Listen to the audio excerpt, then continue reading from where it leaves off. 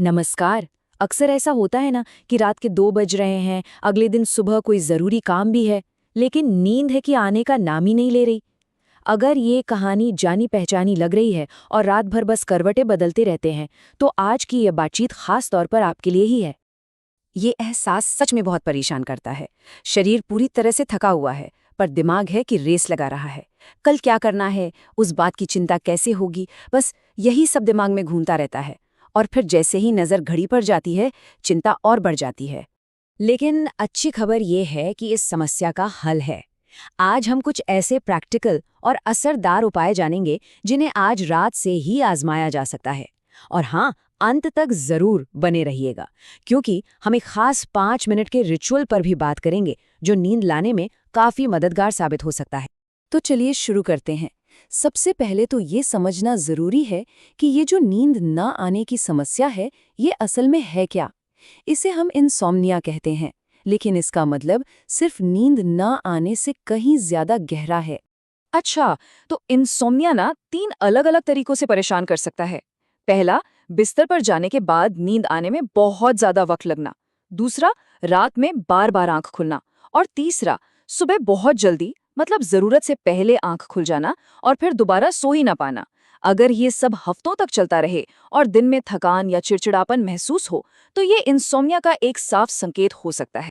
तो सवाल ये उठता है कि आखिर नींद भाग क्यों जाती है। इसके कुछ जाने पहचाने दुश्मन हैं, जैसे काम या रिश्तों का स्ट्रेस, देर रात तक मोबाइल पर लगे रहना, सोने उठने का कोई फिक्स रूटीन न होना, ज्यादा चाय कॉफी पीना या फिर बिस्तर को ही अपना वर्क जोन बना लेना। जरा सोचिए, इनमें से कौन सी वजह आपकी नींद में रुकावट बन रही है। ठीक है, प्रॉब्लम तो समझ ली। अब आते हैं सोल्यूशन पर। यहाँ हम नींद सुधारने के कुछ गोल्डन रूल्स पर बात करेंगे, जिन्हें एक्सपर्ट्स की भाषा में स्लीप हाइजीन भी कहा जाता है। सबसे पहला और शायद सबसे जरूरी नियम, अपनी बॉडी की अंदरूनी घड़ी यानी बायोलॉजिकल क्लॉक को सेट करना। इसका सीधा सा मतलब है रोज लगभग एक ही समय पर सोना और एक ही समय पर उठना। हाँ, वीकेंड पर भी। शुरुआत में थोड़ा मुश्किल लगेगा, पर धीरे धीरे शरीर को इसकी आदत पड़ जाती है। देखिए, हमारे दिमाग को ना आदतें पसंद है।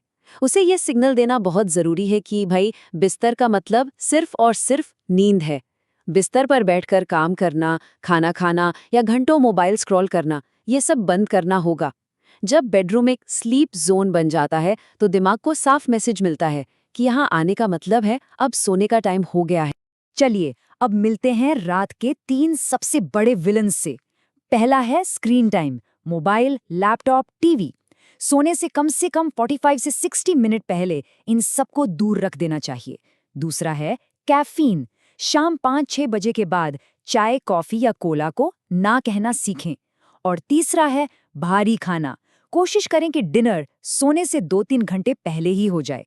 कई बार ऐसा होता है कि शरीर तो थककर चूर है, लेकिन दिमाग वो तो मैराथन दौड़ रहा है।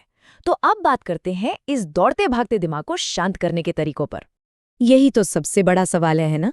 जब दिमाग में कल की मीटिंग की तैयारी और आज की चिंताएं चल रही हों, तो नींद बेचारी आए तो आए कैसे?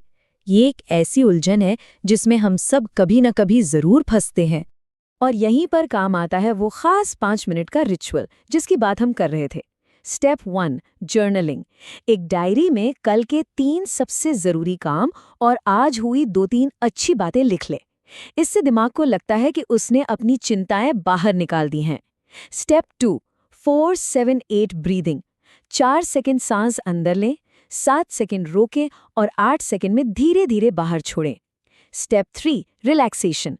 मन ही मन अपने शरीर के हर हिस्से पर ध्यान ले जाएं और उसे ढीला छोड़ दें। लेकिन मान लीजिए ये सब किया और फिर भी 20-30 मिनट हो गए, नींद नहीं आ रही। फिर क्या? हम घड़ी देखने लगते हैं कि अब सोने के लिए सिर्फ 5 घंटे बचे हैं, फिर 4 घंटे, और बस वहीं से पैनिक शुरू हो जाता है। इसका एक बड़ा ही मजेदार उपाय है जिसे कहते हैं 20 मिनट का नियम। अगर 20 मिनट से ज्यादा हो गए हैं और नींद कोसों दूर है, तो बिस्तर में पड़े ना रहें। उठकर दूसरे कमरे में चले जाएं।